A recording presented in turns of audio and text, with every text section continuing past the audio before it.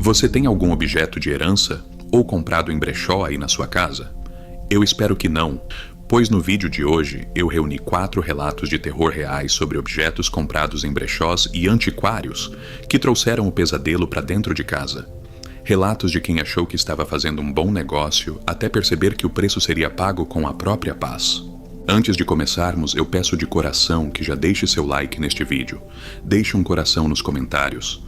Assim o YouTube entende que este vídeo é bom e passe a entregar para mais gente que gosta de relatos de terror, como você. Assim a nossa família do canal cresce cada vez mais. Bom, eu sou o Max, e seja bem-vindo a mais um Contos do Max. E se você é novo por aqui, sinta-se à vontade para se inscrever no meu canal, garanto que vai gostar. Vamos começar.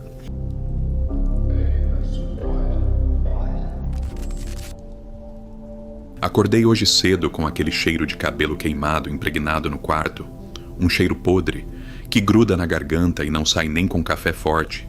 E quando olhei para o lado, vi mais um tufo enorme dos meus fios jogados sobre o lençol branco, cortados com uma precisão que me faz tremer as mãos só de digitar isso para você. Não tenho certeza se você recebeu isso no seu e-mail, mas adoraria que contasse a minha experiência no seu canal Max. Bom, eu sou a Dona Aparecida. Tenho 62 anos e eu juro para vocês do canal e pela alma da minha mãe que eu não estou ficando louca, embora o que eu vou te contar pareça coisa de quem perdeu o juízo de vez. Tudo começou tem uns 15 dias, quando eu estava voltando da chácara da minha irmã e passei por um antiquário que fica bem na curva da Estrada Velha, um lugar que sempre me chamou a atenção pelas coisas amontoadas na calçada. E foi lá que eu vi aquela peça. Um espelho veneziano de moldura pesada, escura, com uns entalhes que pareciam dedos se entrelaçando. Uma coisa linda, mas que se eu soubesse o preço real que eu ia pagar, eu tinha passado reto e acelerado o carro.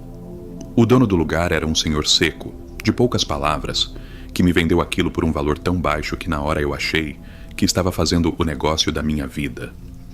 Mas o jeito que ele me olhou pelo retrovisor enquanto eu amarrava o espelho no porta-malas me deu um frio na espinha que eu ignorei. Achei que era só o vento da serra. Cheguei em casa e instalei aquela peça enorme no meu quarto, bem de frente para minha cama, porque queria acordar e ver a claridade batendo naquele vidro antigo, que tem uma mancha meio amarelada no fundo, como se tivesse uma névoa presa dentro dele. E na primeira noite, Max, o silêncio da casa pareceu ficar mais denso, mais pesado, como se as paredes estivessem prendendo essa respiração junto comigo. Lá pelas 3 da manhã eu despertei com um estalo seco, um som de metal batendo em metal. E quando meus olhos focaram no reflexo do espelho, meu coração quase parou, porque lá, sentada exatamente na beirada da minha cama, tinha uma mulher vestida de preto da cabeça aos pés, com um véu de renda tão fino que dava para ver que o rosto dela não passava de uma massa pálida e murcha. O mais apavorante, Max, é que eu olhei para o lado, para o mundo real, e a cama estava vazia, não tinha ninguém ali comigo. O lençol nem afundado estava, mas quando eu voltava os olhos para o espelho, a mulher continuava lá, imóvel, com as mãos repousadas no colo segurando uma tesoura de costura, daquelas antigas, enferrujada e comprida, que brilhava mesmo na penumbra do quarto. Eu fiquei paralisada, sentindo o suor escorrer pela nuca, sem conseguir gritar ou fechar os olhos, vendo aquela figura no reflexo se inclinar bem devagar por cima de mim, enquanto a tesoura na mão dela se abria e fechava num ritmo lento, fazendo aquele som de metal raspando, um tec-tec-tec, que parecia vir de dentro do meu próprio crânio. Tentei rezar, tentei chamar por Deus, mas a voz não saía. E o reflexo dela era tão nítido, tão real, que eu conseguia ver os detalhes da renda do vestido dela se mexendo, conforme ela respirava aquele ar pesado, que eu comecei a sentir no quarto, um ar frio, com cheiro de mofo e de velório antigo, desses que a gente não esquece nunca. Quando o sol começou a querer aparecer lá fora, a figura simplesmente sumiu do vidro, como se a luz tivesse expulsado ela para algum canto escuro da moldura. E foi aí que eu senti algo pinicando o meu rosto. Passei a mão no travesseiro e puxei uma mecha inteira do meu cabelo, cortada rente à raiz.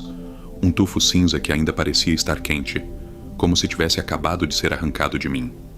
Max, eu nunca tive medo de morar sozinha, mas depois daquela primeira noite eu sinto que não sou mais a dona dessa casa, que aquele espelho abriu uma porta para algo que estava esperando há décadas por um novo pescoço para vigiar.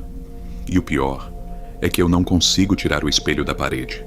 Parece que ele ficou chumbado, pesado como chumbo, e cada vez que eu tento cobrir ele com um lençol, eu encontro o pano rasgado no chão minutos depois.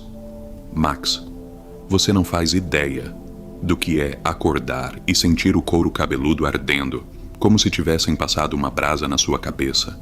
E quando eu levei a mão para conferir, o que eu senti foi aquele vazio, aquela pele lisa onde devia estar o meu cabelo, que eu cuidei a vida inteira. Com tanto zelo, aquele pedaço de mim estava jogado no chão. Mas o que me quebrou por dentro, Max, o que me fez cair de joelhos chorando feito criança, foi ver que no reflexo do espelho, aquela mulher de preto estava com a minha mecha de cabelo enrolada nos dedos magros. Ela cheirava os meus fios com um prazer que parecia vir do inferno. E a tesoura dela, aquela coisa velha e cheia de crosta, brilhava com uma luz que não vinha de lugar nenhum. Eu tentei ligar para minha irmã. Tentei pedir socorro, mas o meu celular parecia que estava morto. A tela ficava chiando, com uns riscos cinzas atravessando tudo. E toda vez que eu tentava me aproximar da porta do quarto, para sair dali, o espelho dava um estalo tão forte, um barulho de vidro trincando que parecia que ia explodir na minha cara. Mas o vidro continuava inteirinho, liso, apenas mostrando aquela cena desgraçada daquela viúva me vigiando. O meu medo, Max, é que eu comecei a perceber que a casa estava ficando diferente. As paredes pareciam que estavam suando um óleo escuro, um caldo grosso que fedia, a coisa guardada há 100 anos. E o cheiro de flor de velório, aquela mistura de lírio com defunto que a gente conhece bem no interior, tomou conta de todos os cômodos. Não adiantava abrir as janelas. O ar não entrava. Parecia que a casa tinha sido engolida por aquela moldura maldita. Eu peguei um terço que era da minha avó, um de madeira bem antiga, e comecei a rezar o Pai Nosso com toda a força que eu tinha nos pulmões.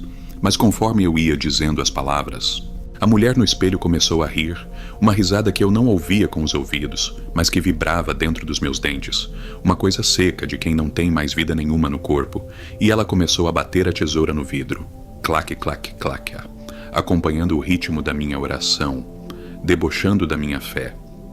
E cada vez que ela batia, uma dor de cabeça lancinante me atingia, como se alguém estivesse martelando um prego na minha têmpora. Eu tive que parar, eu tive que me calar, porque o sofrimento era demais, e no momento que eu soltei o terço, ele simplesmente apodreceu na minha mão. As contas de madeira viraram farelo, como se tivessem passado 1000 anos num segundo só. Decidi que ia tirar aquela coisa dali, nem que fosse na base da marreta.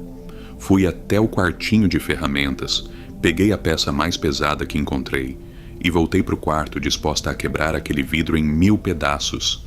Eu não aguentava mais aquela pressão no peito, aquela sensação de ter um bicho me encarando o tempo todo. Mas quando eu levantei o braço para desferir o golpe, eu vi algo no espelho que me fez travar. O meu próprio reflexo não era mais eu. A mulher que me olhava de volta tinha a minha idade, mas os olhos dela tinham sido costurados com linha preta. A boca estava selada com uma cera grossa e o cabelo, aquele meu cabelo que eu tanto gostava, estava sendo puxado por mãos invisíveis que saíam de dentro do vidro. Eu senti a dor real, Max. Eu senti o puxão no meu couro cabeludo de verdade. O espelho não estava mais só mostrando, ele estava interagindo com a minha carne, com o meu sangue. Eu caí para o lado. A marreta escapou da minha mão e atingiu o assoalho fazendo um estrondo. E no reflexo, a viúva se levantou da cama. Ela nunca tinha se levantado antes, e ela começou a caminhar em direção à superfície do vidro. O véu dela balançava como se tivesse um vento próprio, e as pontas dos dedos dela, unhas compridas e sujas de terra, tocaram a parte de dentro do vidro, fazendo um som de arranhado que me deu um nojo profundo. Ela encostou o rosto pálido no vidro, e pela primeira vez eu vi os olhos dela por baixo daquela renda. Max. Eram 2 buracos fundos, cheios de uma água escura que escorria pelas bochechas dela. Ela estava chorando aquele líquido podre e apontava a tesoura para mim, fazendo um gesto de corte no ar, na direção do meu pescoço. Eu percebi ali que o meu cabelo era só o começo, que ela estava me tosando como se prepara um animal para o abate, tirando a minha dignidade parte por parte antes de levar o que realmente interessava. O dia passou como se fosse um pesadelo sem fim. Eu não conseguia comer. A água que eu tentava beber tinha gosto de metal, gosto de ferrugem, e toda vez que eu passava perto de qualquer superfície que desse reflexo, seja uma colher ou a tampa de uma panela, eu via um relance daquele vestido de luto passando por trás de mim. Ela estava se espalhando pela casa. O antiquário não me vendeu só um objeto. Ele me vendeu a presença de uma mulher que não aceitou a própria morte e que precisava de um corpo vivo para se ancorar de novo nesse mundo.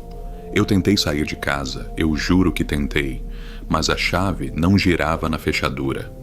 A maçaneta queimava a minha mão como se estivesse no fogo, e as janelas pareciam que tinham sido lacradas com cimento por fora. Eu estava presa com ela, eu e aquela viúva da tesoura, esperando a noite chegar de novo para ela terminar o serviço que começou. Agora o sol está se pondo, e você sabe como é o entardecer aqui no interior, aquela luz alaranjada que vai morrendo e dando lugar para sombras que parecem que ganham vida nos cantos do quarto. Eu estou aqui sentada, num canto longe do espelho, mas eu sinto o vidro me chamando. Eu sinto uma vontade doentia de ir lá e olhar, de ver o que ela está fazendo agora. O cheiro de cabelo queimado voltou com tudo, mais forte do que nunca. E eu acabei de ouvir o som da tesoura abrindo e fechando lá dentro do quarto. Tec, tec, tec. Um som metálico, frio, que diz para mim que a segunda sessão vai começar. E eu não sei se eu vou ter forças para aguentar dessa vez. Meu coração está tão acelerado que parece que vai rasgar a minha pele. E o pior de tudo é o frio. Um frio que vem de dentro dos ossos e que nenhum cobertor consegue esquentar. Max, se você estiver lendo isso, saiba que eu não sou uma mulher de ter visões. Eu sempre fui muito pé no chão. Criei meus filhos com muita luta. Mas o que está acontecendo aqui é uma invasão da alma. Eu sinto que cada mecha de cabelo que ela tira de mim, ela tira uma lembrança, uma parte da minha alegria. Eu estou ficando oca, eu estou virando um reflexo dela. E a cada hora que passa, o rosto dela no espelho parece que está ficando mais parecido com o meu. Ou talvez o meu esteja ficando igual ao dela. Eu já não sei mais quem é quem quando eu olho para o vidro. A confusão está tomando conta da minha mente e eu só queria que alguém batesse na minha porta. Que alguém me chamasse pelo nome. Para eu saber que eu ainda existo fora daquele maldito espelho veneziano. Max, agora. O sol sumiu de vez. E o que sobrou aqui dentro foi esse azul encardido que precede o fim de tudo. Eu estou aqui no canto da sala, abraçada nos meus joelhos, sentindo o vento que sopra de dentro do quarto, um vento que não vem da rua, um vento que traz o cheiro de terra molhada de cova aberta. E eu sei que ela está vindo, eu escuto o barulho das juntas dela estalando, como se os ossos estivessem secos, como se ela fosse feita de madeira velha, igual àquela moldura maldita. E cada estalo desse, Max, parece que rasga um pedaço do meu juízo. Eu olhei para o corredor e vi que a parede não é mais de tijolo. Agora ela parece feita de vidro embaçado, onde eu vejo vultos de outras pessoas que devem ter caído nessa mesma armadilha antes de mim. A minha cabeça dói de um jeito que eu não desejo nem para o meu pior inimigo. É uma pressão que vem das orelhas, um zunido constante que parece o som daquela tesoura cortando o ar. E quando eu crio coragem para olhar para o meu colo, eu vejo que não sobrou quase nada do meu cabelo. Eu estou quase careca, Max, com o couro vivo aparecendo e cheio de marcas vermelhas, como se aquela viúva estivesse marcando o gado antes de levar para o corte final. E o pior de tudo é que eu sinto que os meus pensamentos estão fugindo.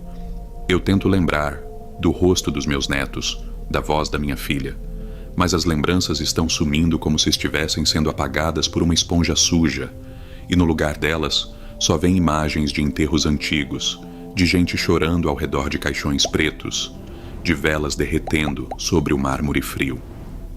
Eu levantei devagar, as minhas pernas parecem que pesam 1 tonelada cada uma, e fui caminhando até a porta do quarto porque eu senti um puxão invisível, uma vontade de terminar logo com esse tormento. E quando eu cheguei na entrada, eu vi que o espelho tinha crescido. Max.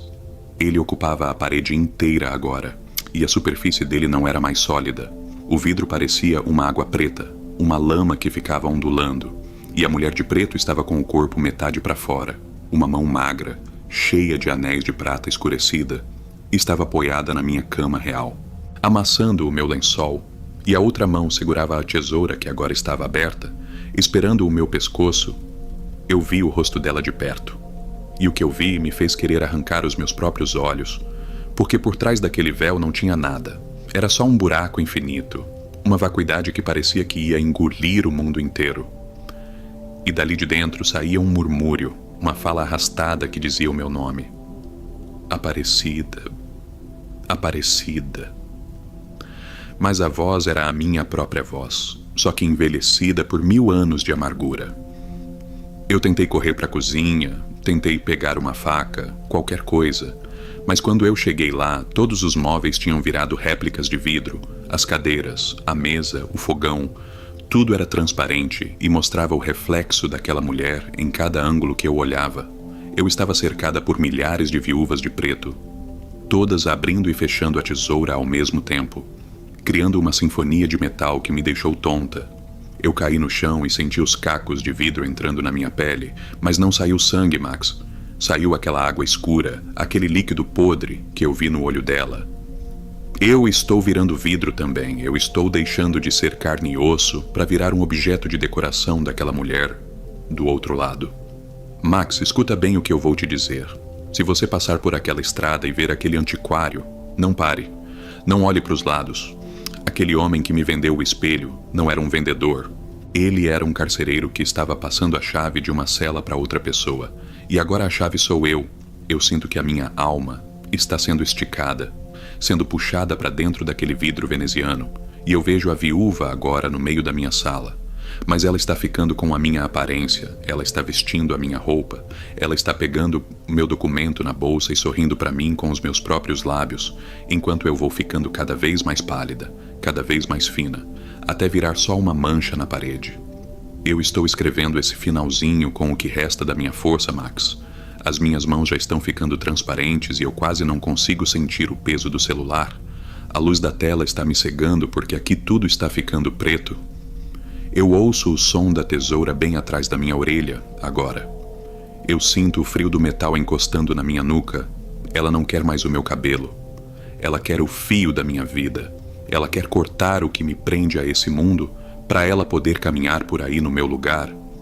E o que mais me dói não é a morte, Max. É saber que ninguém vai perceber a diferença.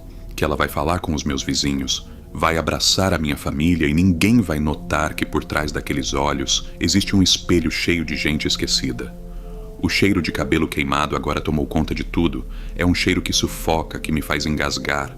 E eu vejo o reflexo do meu quarto começando a aparecer dentro da sala. As realidades estão se trocando de lugar, eu estou entrando no espelho e o espelho está entrando na minha casa. É o fim da linha para mim. Eu só espero que esse relato chegue até você antes que ela apague tudo, antes que ela delete essa conversa como se eu nunca tivesse existido. O barulho da tesoura parou agora. Max, houve uma quietude absoluta, e eu sei o que isso significa. Ela está posicionando a lâmina. Eu sinto a pressão do aço na minha garganta e o vidro do espelho está encostando nas minhas costas, me sugando para baixo, para dentro daquela lama gelada.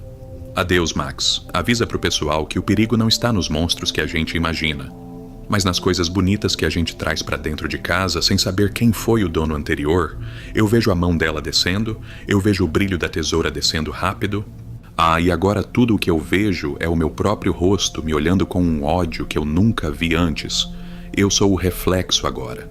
Eu sou a mancha no vidro. E a mulher de preto acaba de abrir a minha porta da frente e sair para a rua, levando a minha vida com ela enquanto eu fico aqui, presa nessa moldura de dedos entalhados, esperando o próximo comprador aparecer naquele antiquário de beira de estrada.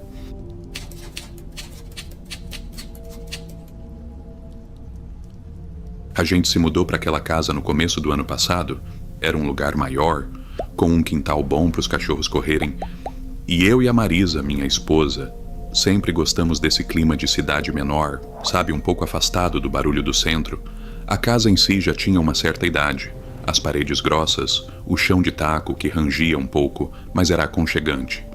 O problema começou quando a Marisa cismou que a sala de estar estava muito vazia, que faltava uma peça de destaque, uma coisa com personalidade. Foi num sábado de manhã que a gente resolveu dar uma volta, num brechó de móveis usados que tinha perto da rodoviária velha. Um lugar empoeirado, cheio de tranqueira. cheirando a mofo e verniz velho. A gente estava olhando umas poltronas quando ela bateu o olho nele. Estava num canto escuro, meio escondido atrás de um guarda-roupa de embuia, um relógio de pedestal, desses grandões, de madeira escura, quase preta. O dono do brechó, um senhor já bem idoso e com a cara amarrada, disse que o relógio era antigo, alemão, acho, e que não estava funcionando, que o mecanismo de corda estava quebrado há anos. A Marisa se apaixonou na hora. Disse que não importava que não funcionasse, que era lindo e ia ficar perfeito no canto da nossa sala. Eu tentei argumentar. Disse que aquilo ia ocupar muito espaço, que traria poeira. Mas você sabe como é. Quando a mulher bota uma coisa na cabeça, não tem quem tire. E o preço estava inexplicavelmente baixo para uma peça daquelas. O velho do brechó parecia até aliviado em se livrar dele. Nem quis negociar muito. Só queria que a gente levasse embora logo. Nós contratamos um frete e levamos o monstro para casa. Deu um trabalho danado para colocar ele no lugar que a Marisa queria, no canto da sala, perto da janela, que dava para o jardim lateral. Ele era pesado demais, parecia que a madeira tinha absorvido a umidade de décadas. Ficava lá, imponente, com aquele mostrador amarelado, os números romanos desgastados e o pêndulo de latão parado, fosco, sem brilho. Na primeira semana não aconteceu nada. O relógio era só um móvel, bonito, uma peça de conversa quando as visitas vinham. A Marisa limpou ele bem, passou lustramóveis, mas ele continuava com aquele cheiro característico de coisa guardada, um cheiro que parecia impregnar a sala toda. A gente se acostumou com a presença dele ali. Era como um sentinela mudo, observando a nossa rotina. A primeira vez que aconteceu foi numa terça-feira. A gente tinha ido deitar cedo. Devia ser umas 3 e pouco da manhã, quando um som estrondoso me fez pular da cama. O coração batendo na garganta. Era uma badalada única, grave, profunda, que parecia ter vindo de dentro da sala. A Marisa acordou assustada, perguntando o que era aquilo. Eu, ainda meio tonto de sono, levantei, peguei uma lanterna e fui ver. Quando cheguei na sala, o cheiro de mofo estava mais forte, mas estava tudo normal. Os cachorros estavam quietos no quintal. O relógio continuava ali, no mesmo lugar, o pêndulo parado, fosco. Eu olhei para o mostrador e os ponteiros estavam marcando exatamente 3h33. Eu achei que tivesse imaginado, que fosse um sonho ou algum barulho na rua que eu confundi. Voltei para a cama, mas demorei a dormir, com aquela badalada ressoando na minha cabeça. Na manhã seguinte eu comentei com a Marisa sobre o horário, 3h33, ela deu risada. Disse que eu estava impressionado, que devia ser algum vizinho batendo portão ou algo assim. Mas na madrugada seguinte, no mesmo horário, o som se repetiu, a mesma badalada única, pesada, que parecia fazer a estrutura da casa vibrar. Dessa vez eu corri para a sala, a Marisa veio logo atrás, e lá estava o relógio, o pêndulo parado.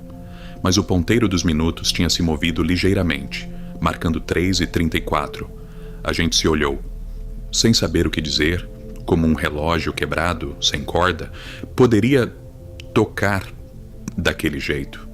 E sempre no mesmo horário, eu tentei abrir a porta de vidro dele para mexer nos ponteiros, para ver se tinha alguma coisa solta, mas a porta estava emperrada. Parecia que a madeira tinha inchado e travado tudo. No dia seguinte, nós ficamos sabendo que o seu Arnaldo, um vizinho que morava 2 casas para baixo, tinha falecido de infarto durante a madrugada. A Marisa achou que era uma coincidência macabra. Mas eu comecei a ficar com uma pulga atrás da orelha. Nas semanas que se seguiram, a badalada única começou a se tornar mais frequente. Não era toda noite, mas sempre que acontecia era às 3h33 da manhã. Invariavelmente, no dia seguinte, a gente recebia a notícia de que alguém na vizinhança tinha morrido. Fosse de doença, acidente ou velhice, o relógio parecia um arauto da morte, um contador sinistro que só a gente conseguia ouvir. Eu comecei a odiar aquele móvel. A presença dele na sala me dava calafrios. Parecia que ele estava me observando com aqueles números romanos desgastados. A Marisa, que antes defendia a peça com unhas e dentes, começou a ficar quieta, evitava passar pela sala à noite. O ambiente na casa estava pesado, tenso. Os cachorros não queriam mais entrar. Ficavam ganindo no quintal, olhando fixo para a janela da sala. Eu tentei de tudo para me livrar do relógio, tentei vender, tentei doar, mas ninguém queria. As pessoas olhavam para ele e sentiam algo ruim, um desconforto imediato. Um dia eu resolvi que ia tirar ele de lá na marra. Peguei uma corda, chamei um amigo para ajudar, mas quando a gente tentou mover ele, o peso parecia ter triplicado. Era como se ele estivesse chumbado no chão. A madeira parecia estar quente ao toque, e um cheiro nauseabundo de decomposição começou a sair de dentro dele. Meu amigo ficou apavorado e foi embora. Disse que não queria mais saber daquilo. Eu fiquei sozinho na sala, olhando para o relógio, e juro que vi o pêndulo dar uma oscilação leve, quase imperceptível, mas o suficiente para eu saber que tinha alguma coisa errada, muito errada. A coisa piorou na semana passada, a frequência das badaladas aumentou, não era mais uma por noite, às vezes eram 2, 3 em horários diferentes da madrugada, mas sempre com aquele som grave, pesado, que parecia vir do além. A gente não conseguia mais dormir direito. Vivia com medo, exausto. A Marisa começou a ter pesadelos. Sonhava com uma figura alta, vestida de preto, que ficava parada do lado do relógio, apontando para ela. Eu tentei rezar, chamei um padre para benzer a casa, mas ele nem conseguiu entrar na sala. Disse que sentia uma opressão muito forte, um mal antigo que ele não tinha poder para expulsar. O padre foi embora pálido, me benzendo e dizendo para eu ter cuidado. Noites atrás, o ápice do terror aconteceu, a badalada começou às 3h33, mas não parou. Foi uma atrás da outra, rápidas, rítmicas, como um tambor macabro anunciando uma desgraça iminente. O som era ensurdecedor, parecia que ia quebrar as janelas da casa. Eu e a Marisa nos encolhemos no quarto, cobrindo os ouvidos com os travesseiros, chorando de desespero. Os cachorros latiam loucamente no quintal, numa agonia terrível. De repente, no meio daquele barulho infernal do relógio, a gente ouviu um barulho diferente. Vinha da porta da sala, um som de madeira, sendo forçada, um arranhado metálico como se alguém, ou alguma coisa, estivesse tentando entrar. A Marisa gritou, paralisada de medo. Eu, num impulso de desespero, peguei um pedaço de pau que eu guardava atrás da porta do quarto e fui para o corredor. O barulho do relógio continuava, incessante, e o som na porta estava mais forte. A madeira rangia, parecia que ia ceder a qualquer momento. Eu cheguei na cozinha, que dava acesso à sala, e fiquei olhando para a porta, o coração batendo tão forte que parecia que ia sair pelo peito. A badalada do relógio continuava, uma contagem regressiva para o inferno. E a porta da sala começou a tremer. A maçaneta girava para um lado e para o outro freneticamente, como se uma mão invisível estivesse tentando abri-la. Eu gritei, perguntei quem estava lá, mas não tive resposta. Só o barulho do relógio e o forçar da porta. A Marisa apareceu na cozinha, branca como um cera, segurando um terço. A gente ficou ali, paralisado, olhando para a porta que parecia estar prestes a se partir. E o relógio, no canto da sala, continuava tocando. Cada badalada um prego no caixão da nossa sanidade. Foi quando eu vi, por debaixo da porta, uma sombra escura, espessa, que parecia se mover, se contorcer, como se estivesse tentando se infiltrar para dentro da casa. Um frio intenso tomou conta do ambiente, um frio que vinha de dentro da alma, e o cheiro de mofo e decomposição ficou insuportável. O relógio parecia estar rindo da nossa cara, rindo do nosso medo, rindo da nossa impotência. Eu sabia que se aquela porta se abrisse, o que quer que estivesse lá fora, não era desse mundo, e o relógio estava lá para dar as boas-vindas. A porta começou a rachar perto da dobradiça, a madeira velha estalava, não ia aguentar muito mais tempo. A badalada do relógio ficou ainda mais rápida, parecia uma batida de coração frenética. Eu abracei a Marisa, a gente se ajoelhou no chão da cozinha, rezando, pedindo clemência. O cheiro de podridão era tão forte que eu tive náuseas. A sombra por debaixo da porta começou a entrar, uma névoa escura e gélida que parecia ter vida própria. A maçaneta finalmente girou por completo. A porta cedeu com um estalo violento e começou a abrir, devagar. O barulho do relógio parou instantaneamente. O silêncio que se seguiu foi ainda mais aterrorizante do que o barulho anterior. Um silêncio pesado, opressor, que zumbia nos meus ouvidos. A porta estava escancarada para a sala escura. Eu não conseguia ver nada além da escuridão, mas eu sentia a presença ali, parada, nos observando, uma presença fria, vazia, sem vida. Eu não conseguia me mexer, não conseguia gritar. Só conseguia olhar para aquela escuridão lá fora e esperar o que quer que estivesse lá vir nos buscar. O relógio no canto da sala permaneceu mudo, imóvel, com o pêndulo parado, fosco. Mas os ponteiros tinham se movido, marcavam agora exatamente 6 horas da manhã. A manhã já estava raiando lá fora. Mas ali dentro, a escuridão persistia e a presença continuava lá, nos observando, esperando o momento certo de dar o próximo passo.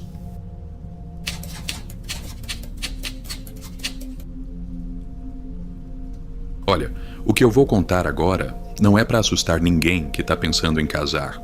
Não é essa a intenção, mas é que tem coisa que a gente compra pensando que está fazendo um baita negócio, economizando um dinheirão. E no fim, o preço que a gente paga não se mede em reais, sabe? Se mede em noites de sono perdido, em paz de espírito que nunca mais volta. E eu sei disso porque eu vivi, aliás, a minha noiva viveu, e eu estava lá do lado dela vendo tudo acontecer sem entender patavina até que já era tarde demais. O negócio começou uns 4 meses antes da data. A gente estava apertado de grana, sabe como é? Aluguel, festa, buffet, tudo um absurdo de caro. E a Cláudia, minha noiva, cismou que queria um vestido estilo vintage, esses antigos com renda de verdade. Não essas porcarias que vendem hoje em dia. E ela procurou em tudo que é loja de noiva chique e os preços eram impraticáveis. Coisa de 20, 30 mil reais só para alugar. Uma loucura completa. Foi aí que uma amiga dela, uma dessas peruas que vivem em brechó de luxo, falou de um casarão no centro, perto da Praça da Sé. Um lugar que vendia roupa de gente rica que já tinha morrido, ou que tinha se divorciado e não queria mais as coisas em casa. A Cláudia ficou maluca com a ideia. Disse que ia lá conferir, que podia achar uma relíquia por uma pechincha, e eu, bobo, incentivei, né, afinal. Qualquer economia era bem-vinda na nossa situação. Ela me contou que o lugar era estranho, um casarão antigo, daqueles com pé direito alto, cheiro de mofo misturado com naftalina e perfume barato de velha. As roupas ficavam todas amontoadas em araras de ferro, e no fundo, numa sala trancada à chave, ficavam as peças mais caras, os vestidos de festa, as peles, e os vestidos de noiva. A dona do lugar, uma senhora já bem idosa, com os dedos cheios de anéis de ouro e um olhar que parecia que estava te julgando o tempo todo, levou a Cláudia até essa sala. E foi lá que ela viu. Parecia que estava esperando por ela, num manequim de gesso todo descascado, um vestido branco. Mas não aquele branco. Cheguei. Era um branco encardido pelo tempo, uma cor de marfim velho. Mas a renda, meu amigo. A Cláudia disse que nunca tinha visto nada igual. Era uma renda bordada à mão, com umas perolazinhas miúdas, um decote canoa, uma coisa fina mesmo, de gente com muito dinheiro de antigamente. Ela me ligou na hora, toda eufórica, dizendo que tinha achado o vestido dos sonhos dela, e que a velha estava pedindo 2 mil reais. 2 mil reais por um vestido que valia pelo menos 50. Eu na hora fechei negócio, disse para ela passar o cartão antes que a mulher se arrependesse. A Cláudia trouxe o vestido para casa numa capa de plástico preta, gigante, e quando ela tirou aquilo da capa, o cheiro de guardado infestou o apartamento inteiro. Era um cheiro forte, sabe? Doce, enjoativo. Parecia cheiro de flor de cemitério misturado com algo estragado. Mas ela nem ligou. Disse que era só lavar, que a renda estava impecável e que ela ia ficar linda. E de fato, ela experimentou ali na sala mesmo. E parecia que o vestido tinha sido feito para o corpo dela, não precisava ajustar nada, ficou perfeito. Ela chorava de emoção olhando no espelho. E eu, vendo a da alegria dela, fiquei feliz também, pensando que a gente tinha tirado a sorte grande. Mas aí os dias foram passando, e a alegria foi dando lugar a uma coisa estranha. Uma energia pesada que parecia que tinha entrado na nossa casa junto com aquele vestido. A Cláudia mandou lavar o vestido numa lavanderia especializada. Gastou-me uma nota. Mas o cheiro não saía, sabe? Ela dizia que quando pendurava o vestido no armário do nosso quarto, o cheiro grudava nas outras roupas, impregnava nos lençóis. E eu comecei a reparar que a Cláudia estava mudando. Ela sempre foi uma mulher alegre, falante, cheia de vida. E de repente ela começou a ficar murcha, pálida. Com umas olheiras fundas arroxeadas, parecia que ela não estava dormindo direito. E quando eu perguntava, ela desconversava. Dizia que era o estresse do casamento, que tinha muita coisa para resolver, mas eu sabia que não era só isso. Eu comecei a acordar no meio da madrugada, com a cama vazia. E quando eu ia procurar, a Cláudia estava na sala, sentada no sofá. No escuro, com a capa do vestido no colo, só passando a mão por cima do plástico, igual uma zumbi. E quando eu acendia a luz e chamava ela, ela dava um pulo, assustada, e demorava uns segundos para me reconhecer. Com os olhos vidrados, parecia que ela estava em transe, e a pele dela estava ficando esquisita, gelada, sabe? Uma temperatura que não era normal. Mesmo no calor que estava fazendo em São Paulo, ela estava sempre com frio batendo os dentes e emagrecendo. Meu Deus, como ela emagreceu! Em questão de um mês, o vestido que servia perfeito começou a ficar largo, sobrando pano na cintura e no busto. E ela falava que não tinha fome, que sentia um nó na garganta o tempo todo, como se tivesse algo entalado, algo sufocando ela por dentro. Foi quando os pesadelos começaram. Ela gritava de noite, gritos de pavor, de quem estava sendo morta, e eu acordava ela, desesperado, e ela estava encharcada de suor, tremendo, e me contava, chorando, que sonhava sempre com a mesma coisa, com uma mulher muito bonita, loira, com um rosto angelical, que estava vestida com o mesmo vestido de noiva, mas a mulher estava morta, e ela estava deitada num caixão aberto, numa sala escura cheia de velas, e a Cláudia sentia que ela era aquela mulher.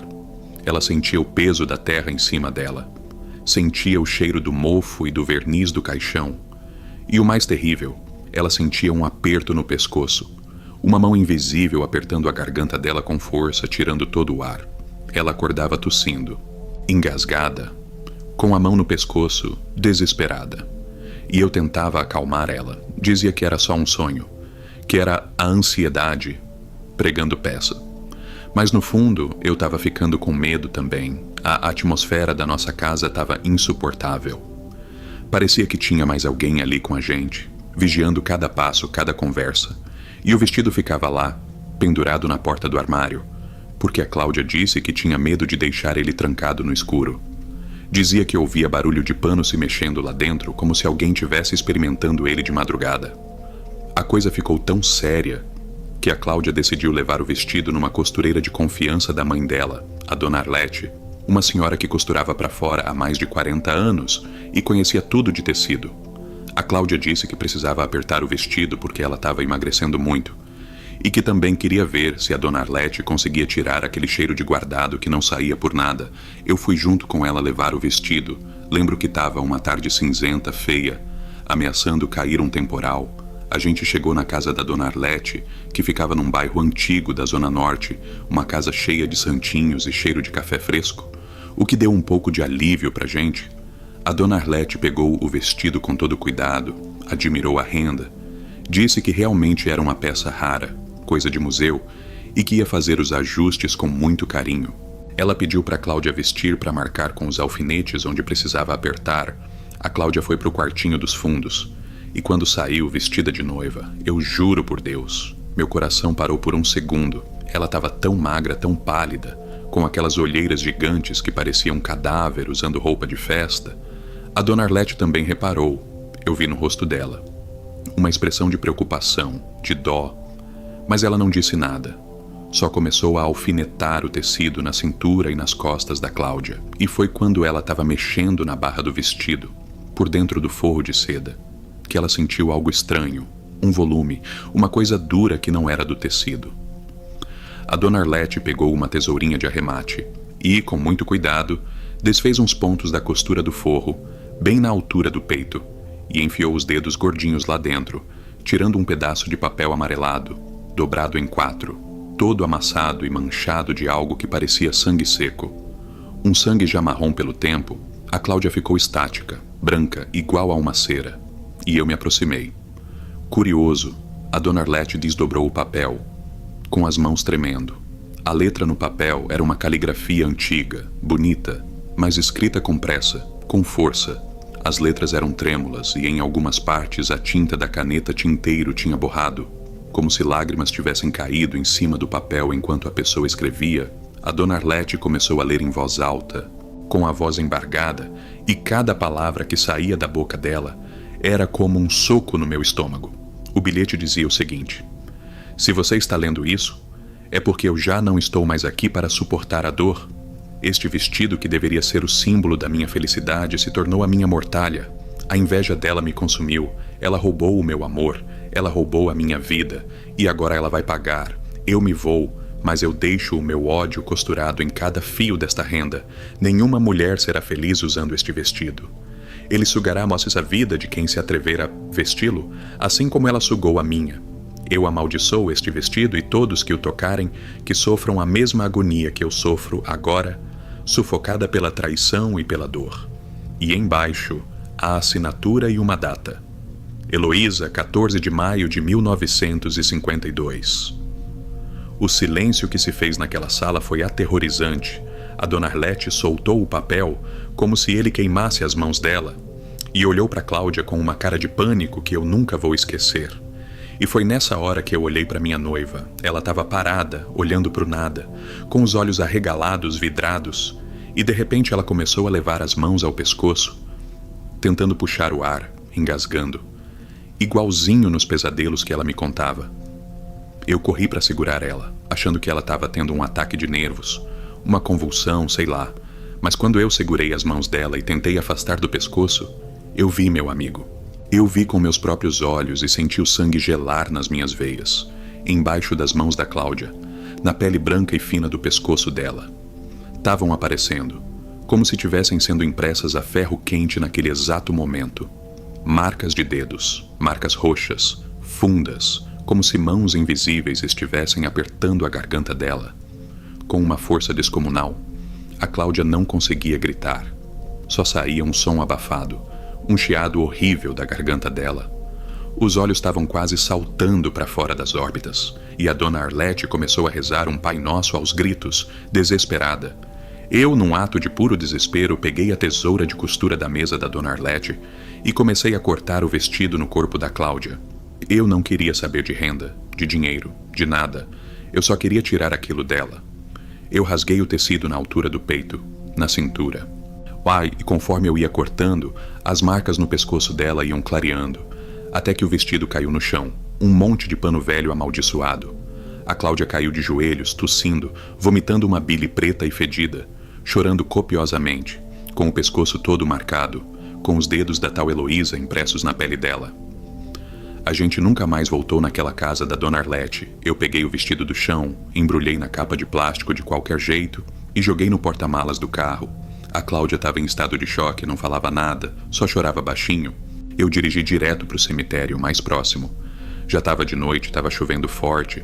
Eu pulei o muro, levei o vestido até um canto escuro, perto de uns túmulos abandonados. Cavei um buraco com as próprias mãos na terra molhada e enterrei aquela maldita coisa junto com o bilhete. Sem rezar nada, sem pedir licença. Só queria que aquilo sumisse da face da terra. A Cláudia demorou meses para se recuperar. O casamento foi cancelado, óbvio.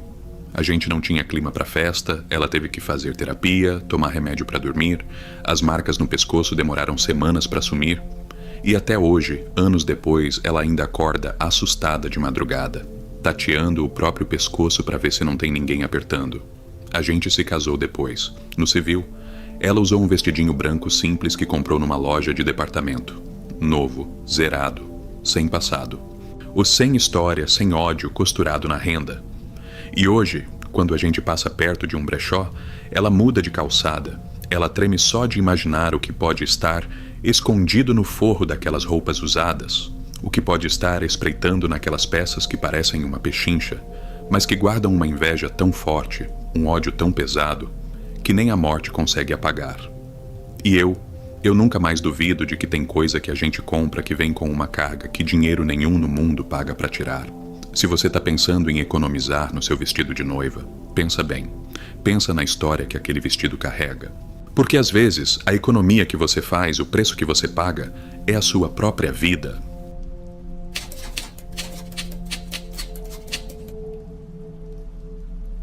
Meu nome é Neide. Eu já passei dos 60 anos e sempre levei minha vida com muita simplicidade e capricho, cuidando da minha casa como se fosse um templo. Mas o que eu vou contar para vocês hoje é algo que me tirou o sono e me fez duvidar da minha própria sanidade. Tudo começou quando eu decidi que precisava de um móvel de presença para a minha sala de jantar. Eu queria algo que passasse aquela ideia de família reunida, de tradição, e acabei encontrando uma cristaleira de madeira de lei, dessas bem escuras e pesadas, num desses briques de móveis usados aqui perto do bairro. O dono do lugar me disse que a peça era de uma família muito antiga que tinha acabado de se desfazer de tudo após a morte do patriarca. Um senhor que, pelo que diziam, era extremamente ciumento com as coisas dele. Mas eu não liguei para a fofoca e achei que estava fazendo o negócio da minha vida, pois o preço estava quase de graça. Mandei entregar na mesma tarde e passei horas limpando cada cantinho daquela madeira, passando óleo de peroba e arrumando as minhas louças de porcelana, aquelas que eu guardava para casamentos e batizados. Coloquei as taças de cristal bem na frente, brilhando, e fechei a porta de vidro com aquela sensação de dever cumprido. Mas logo na primeira noite, quando a casa ficou naquele silêncio que só quem mora sozinha conhece, eu comecei a ouvir uns estalos estranhos. Parecia que a madeira estava viva, respirando. E de repente veio um som de coisa caindo. Um barulho seco. Eu levantei achando que era algum gato de rua que tinha entrado. Mas quando acendi a luz da sala, a porta da cristaleira estava entreaberta e um dos meus pratos favoritos estava partido ao meio, bem no centro do tapete, sem explicação nenhuma. Eu limpei os cacos com o coração apertado e achei que talvez o móvel estivesse desnivelado. Mas na noite seguinte a coisa ficou pior. Eu acordei com um barulho de vidro moído, como se alguém estivesse mastigando as minhas taças de cristal. Desci as escadas segurando o corrimão com força e senti um frio que subia do chão, um gelo que parecia vir de dentro da terra. E lá estava o móvel com as portas escancaradas de novo. As prateleiras estavam quase vazias e as peças estavam todas amontoadas no canto, como se tivessem sido varridas com raiva por uma mão invisível. Foi aí que o meu filho instalou aquela câmerazinha de segurança que a gente olha pelo celular. Ele disse que era para eu ficar tranquila, que devia ser algum bicho ou vibração da rua. Mas na madrugada seguinte eu perdi o chão. Eu estava olhando a imagem ao vivo pelo celular, tudo naquele tom de cinza da visão noturna, quando vi o trinco da cristaleira girar devagar, sem ninguém por perto. A porta se abriu rangendo e de dentro do móvel, daquela escuridão que parecia mais densa que o normal, saiu uma mão. Mas não era uma mão comum, era uma coisa magra, esticada, com a pele tão branca que parecia que o sangue nunca tinha passado por ali. Os dedos eram longos demais, as juntas saltadas, e aquela mão começou a tatear a minha louça, pegando peça por peça e jogando no chão com um desprezo que me deu náusea. Mas o pior foi quando a câmera captou um vulto lá dentro, um homem curvado, espremido num lugar onde não caberia nem uma caixa. Ele estava ali o tempo todo, escondido atrás dos meus pratos, zelando por aquela madeira como se o móvel fosse o caixão dele. Eu vi aqueles olhos fundos brilharem na tela e percebi que ele não queria as minhas coisas ali. Ele achava que eu era intrusa. Eu larguei o celular e me tranquei no quarto, ouvindo o som de unhas raspando na parede do corredor, tec-tec-tec, como se ele estivesse procurando onde eu me escondi. Eu não esperei o amanhecer para tomar uma atitude. Liguei para os meus sobrinhos e mandei eles levarem aquela maldita cristaleira para bem longe. Eles disseram que o móvel estava estranhamente pesado, que parecia que tinha chumbo dentro, e um deles até cortou o braço numa quina de madeira que parecia ter ficado afiada de uma hora para outra. Hoje minha sala está com aquele vazio, mas é um vazio que me dá paz, porque eu aprendi da pior forma que quando a gente compra um móvel antigo, a gente não leva só a madeira para casa. Às vezes, a gente leva o antigo dono junto, e ele pode não estar nem um pouco disposto a dividir o espaço com os vivos. Eu ainda sinto o cheiro daquele verniz velho quando passo pela sala de madrugada, e rezo para que ninguém mais encontre aquela peça naquele terreno baldio, porque tem coisas que precisam ficar no escuro, enterradas com quem as amou demais em vida. Obrigado por me ouvir até aqui, espero que tenham gostado destes relatos. Não esqueça de se inscrever no meu canal. Estamos quase batendo a meta de 1000 inscritos. Fico muito feliz por estar com vocês em todas as semanas. Que Deus abençoe a cada um de vocês. E se você não viu o vídeo anterior, estou deixando aqui na tela. Assista lá e depois me diz o que achou nos comentários. Eu sou o Max. Um forte abraço.